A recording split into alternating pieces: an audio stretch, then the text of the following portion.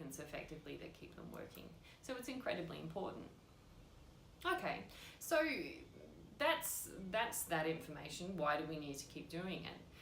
Why does the variation of the exercises and the actual, so why does it change what we do?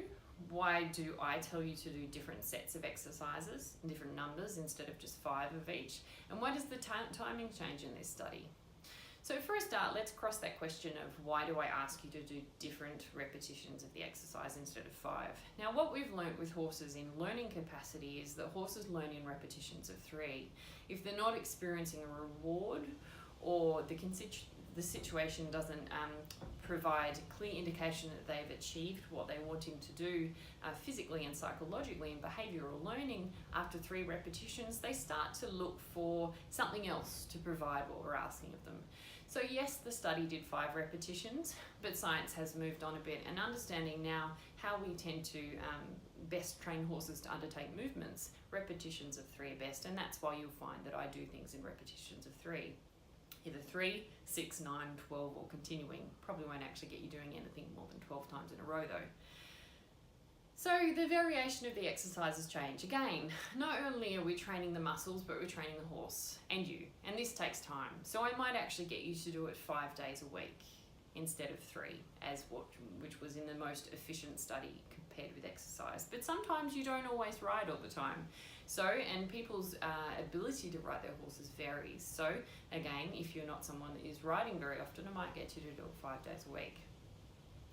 The frequency of our non-mobilisation exercise regime is often greater in our pleasure horses, so we need to accommodate this and match it with the dynamic mobilisation exercises. So even if we are riding the horses more frequently than 3 times a week, we actually need to be reminding those deep stabilising muscles how to actually work correctly, because of course it's not just about keeping them healthy and awake, but reminding them how to do their job properly up against a lot of risk and factors which may affect their capacity to do so. So the other thing is in the study, they found that doing these before the horse was actually ridden or exercised increased the actual uptake and the response of the outcomes. I may ask you to do this before you ride your horse, but to begin with, but as the horse's capacity and fitness increases and the stabilizers respond, I might actually ask you to utilize them in the role of effectively resetting the horse's kinematic mechanisms after riding or performance training. So this is effectively falling back to remembering the fact that your horse does horse for 24 hours a day, not just when you work it. So perhaps leaving it in a state of functionality sometimes is more efficient. Also comes down to where it fits into the rider's regime. It is better to actually do them than not do them at all. So that's it. That's the lowdown on dynamic mobilisation exercises and why they are important in all of our performance horses, ridden or otherwise.